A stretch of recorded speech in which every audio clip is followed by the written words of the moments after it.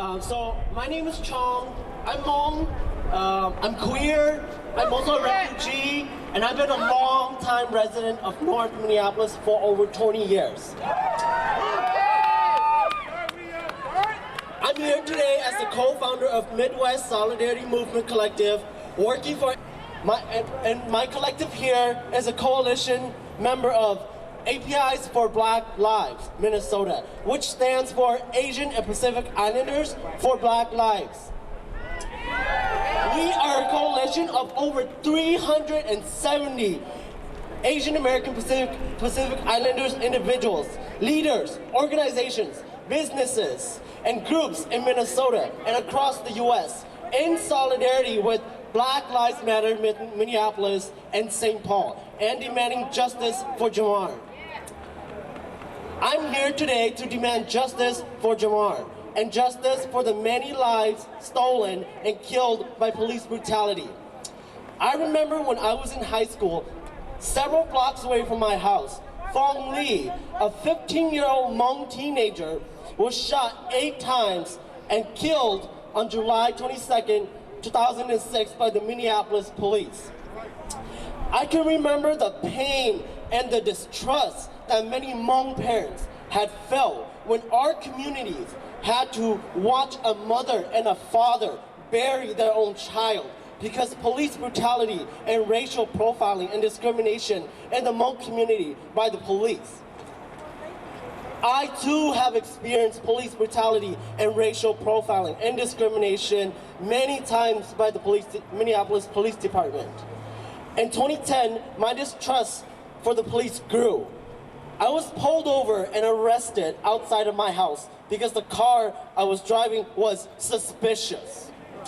Then the officers had detained me and searched my car. They found a packet of salt. They found a packet of salt and had accused me of possessing narcotics. I was immediately accused that the table salt had tested positive for narcotics, and I was arrested for possession of narcotics. I was later released because they couldn't prove that it was narcotics. Duh! Because that was table salt.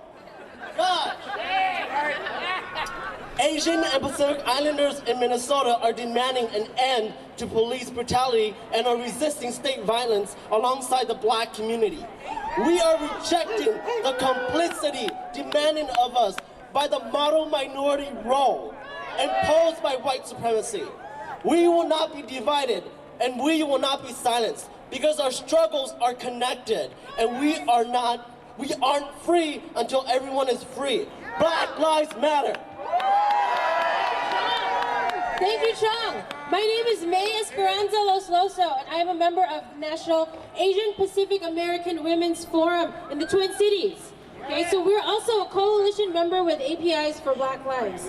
And my message is simple. I am a woman, I am Asian, I am loud, okay? We Asians, we're not complicit, we're not, agents of white supremacy. They tried to bring us here, right, as refugees. We had to wait in the backlogs of immigration. That's not right. You think they wanted us here? We didn't want them in our country, blowing up our people. Now they don't want to house us. Now they shooting us in the street. That's messed up. So we stand here in solidarity because our communities have faced a lot of violence in the hands of America, okay? Not just the police, the whole fucking military was on us, okay?